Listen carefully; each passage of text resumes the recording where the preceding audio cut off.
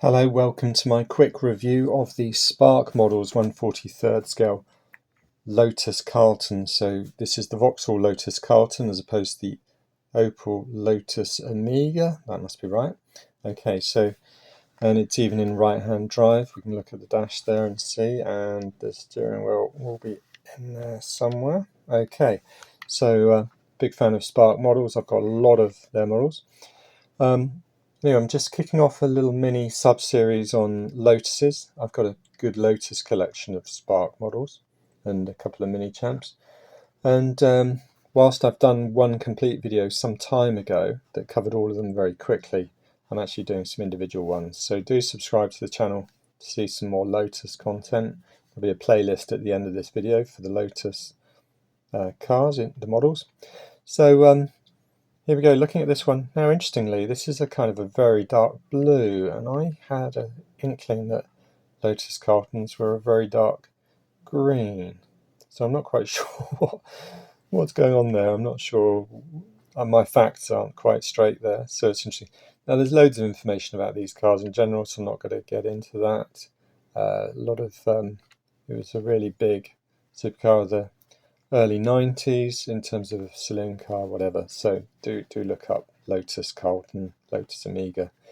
Anyway, but yeah, I saw one of these last in Yeovil in Somerset, probably about 10 years ago, so maybe 1995 or something like that. I'm not sure. And how butch did it look with the big spoiler, the really wide tyres on it for a vehicle like this. It was just a great looking car. Had real impact, real presence compared to the 3000 GSI, which wasn't so full on. And of course, you've got these extended wheel arches here. So looking at the model, yeah, I'm a bit confused by the colour. Do comment on that. Okay, we've got a sunroof. That's uncommon. So let's see if we can see anything through it. Oh, tricky. Yeah, I can see a centre console there. Maybe even wood around the gear lever there, perhaps. I'm not sure. Anyway, so there's some detail in there. Yeah, you can see into the dashboard there, steering wheel, and you've got those very classical headrests there. Interesting, they're in the raised position. I'm a bit of a fan of that. You should raise your seat, your headrests. Yeah, great, and the rear headrest too, just the same. Just looking through the back window, got the detail of the rear heating element, which is great. It's interesting, I've got a dot just there. I wonder if this had an aerial on the roof and it's been knocked off by a previous owner. Possibly. Oh, I'm a bit disappointed now. I guess I could find something to go in there, glue it in. But comments below, please, if you know whether that's missing and it should be there. I got a feeling it should be. Whether it be a shark fin type aerial, I'm not sure. Maybe a little stubby aerial anyway. But a bit disappointed there. Got the sun visor in a greeny colour across the top. Great bonnet vents. I guess these little dots after the bonnet vents are the windscreen washer things. So you've got good, very slender wipers there. It's good to see. See that kind of detail.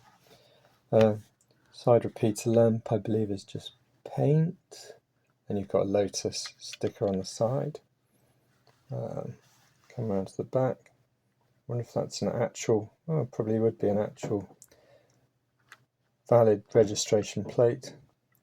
Possibly, unless the previous owner owned one of these and that was his registration plate.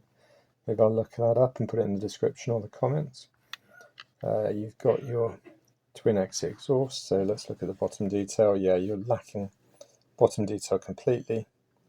Very unlikely this car would have had a under tray back in the early 90s. Because it would have been a mid to late 80s design of car, probably came out in something like 85, 86, replacing the previous generation. And of course, I guess these are Holden Commodores as well, I'm not really sure. Right, coming around to the front, we see the number plate repeated.